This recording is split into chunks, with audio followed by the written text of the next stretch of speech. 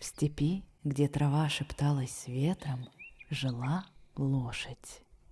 Глаза ее были двумя тихими колодцами, в которых тонуло время. Она помнила все дороги, по которым ступали ее копыта.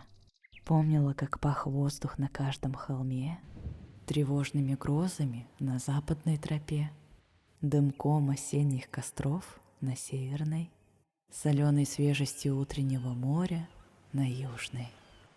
Однажды мимо ее пастбища проходил мальчик с пустыми глазами и странными затычками в ушах. Он шел, уставившись в мерцающее стекло в своей руке, и не видел ни степи, ни неба.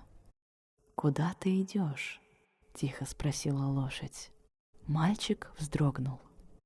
Иду? По навигатору. Тут самый короткий путь. «И что это за путь?» — спросила лошадь. В точку Б. Дед отправил забрать посылку. Лошадь слегка склонила голову, и ее теплое дыхание смешалось с запахом полыни. «Я могу провести тебя без твоего прямоугольника. Я знаю дороги». Мальчику стало любопытно. Он убрал телефон. И что же ты знаешь про дорогу к точке Б? Это не про что, это про как.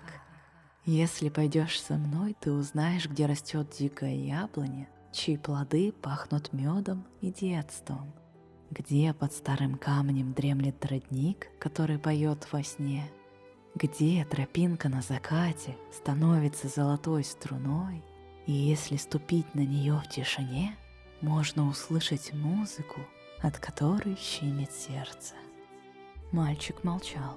В его глазах, привыкших к быстрым картинкам и городским пейзажам, мелькнула смутная жажда. Он согласился.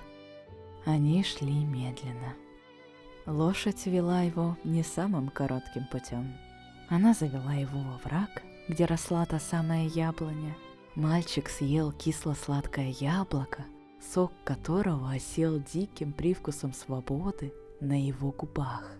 Они остановились у камня, и он приложил ухо к мху, услышав тот самый сонный плеск, убаюканный мерным пением цикад.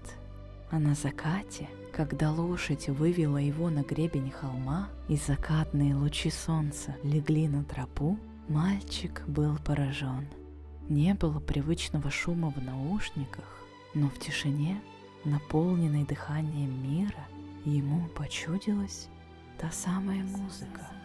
Не мелодия, а чувство, похожее на воспоминания о чем-то очень важном. «Вот мы и пришли», — сказала чуть позже лошадь, остановившись у старого дома на окраине.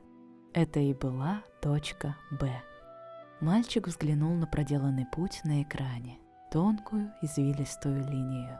Теперь он чувствовал путь, весь целиком, как объемную живую карту в своем сердце.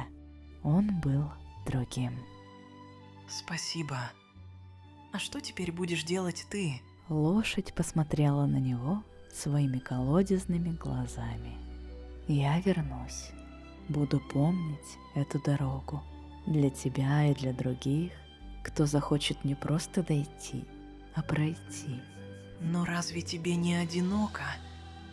Лошадь мягко фыркнула, и в этом звуке была не грусть, а спокойная мудрость. Судьба часто выводит странников на мой путь.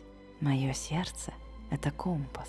Тот, кто однажды почувствовал дорогу, уже не сможет довольствоваться лишь маршрутом.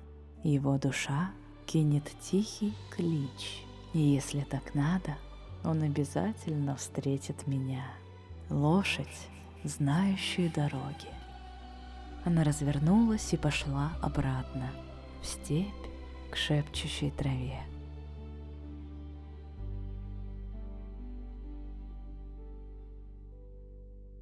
Мальчик смотрел ей вслед, а потом медленно поднял свой телефон.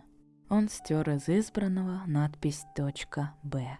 Вместо этого он написал: «Дорога с яблоней поющим родником и золотой струной. Тысячи дел гонят нас кратчайшим путем из точки А в точку Б.